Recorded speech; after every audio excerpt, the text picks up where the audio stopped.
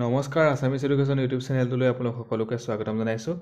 এইটো এডভাৰটাইজমেণ্ট আহিছে ট্ৰেন্সপৰ্ট ডিপাৰ্টমেণ্টৰ ফালৰ পৰা আহিছে। ইয়াতে 18টা MVI পোষ্ট মুকলি হৈছে আৰু এইকেইটা পোষ্টৰ বাবে আপোনালোকে অনলাইন যোগে আবেদন কৰিব লাগিব। লাষ্ট ডেট হৈছে 17 তাৰিখলৈকে আছে, 17 এপ্ৰিল 2024 লৈকে আছে। আপোনালোকে আবেদন কৰি ল'ব।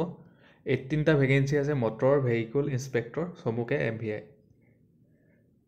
সো কেটেগৰি ৱাইজ কিমান আছে এবাৰ চাই লওক। ইউআৰৰ কাৰণে জেনেৰেলখিনিৰ কাৰণে 12টা আছে, OBC OBCৰ কাৰণে 4টা আছে, SCৰ কাৰণে 2টা আছে। টোটেল পোষ্ট আছে 18টা আৰু পোষ্টটোৰ নাম গম পাইছে মটৰ ভেহিকুল ইনস্পেক্টৰ চমুকে MVI বুলি কয়। ঠিক আছে, ট্ৰেন্সপৰ্ট ডিপাৰ্টমেণ্টৰ ফালৰ পৰা আহিছে। দৰমহা ভালেমানখিনি 22,000 টকাৰ পৰা 97,000 টকালৈকে। ঠিক আছে, গ্ৰেড পে হৈছে 9,400 টকা। এতিয়া কৈছোঁ এডুকেশ্যনেল কোৱালিফিকেশ্যন কিমান লাগিব। শিক্ষাগত অৰ্হতা ইয়াতে উল্লেখ কৰা আছে।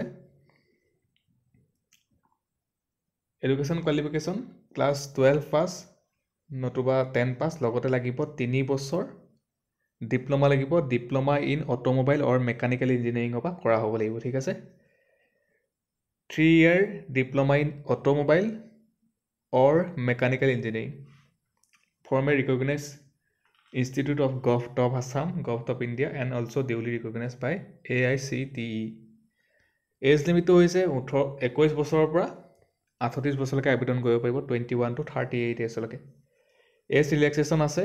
যদি SC ST হয় তেতিয়াহ'লে তেওঁলোকৰ কাৰণে 5 বছৰ এক্সট্ৰাকৈ দিছে।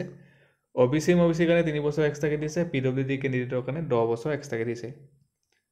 এপ্লিকেশ্যন ফিজটো এবাৰ চাই লওক। এপ্লিকেশ্যন ফিজটো দিব লাগিব জেনেৰেল আৰু EWS হ'লে 297 টকা 20 পইচা দিব লাগিব। SC ST OBC 197 টকা 20 পইচা দিব লাগিব। BPL আৰু PWD কেণ্ডিডেট দিব লাগিব 47 টকা 20 পইচা দিব লাগিব। আৰু পে'মেণ্ট মোডটো আপোনালোকে অনলাইন যোগেই কৰিব লাগিব। ডেছক্ৰিপশ্যনত সকলোখিনি লিংক দিয়া থাকিব, আপোনালোকে ধুনীয়াকৈ এবাৰ গোটেইখিনি চাই ল'ব। অফিচিয়েল এডভাৰটাইজমেণ্টটো দি থৈছোঁ ডেছক্ৰিপশ্যনত, চাই ল'ব এবাৰ। আৰু অনলাইন আবেদন ষ্টাৰ্ট হ'ব 18 মাৰ্চৰ পৰা। ঠিক আছে, 18 মাৰ্চ 2024 পৰা ষ্টাৰ্ট হ'ব, 17 এপ্ৰিল 2024 লৈকে থাকিব। আপোনালোকে সোনকালে আবেদন কৰি ল'ব। ধন্যবাদ।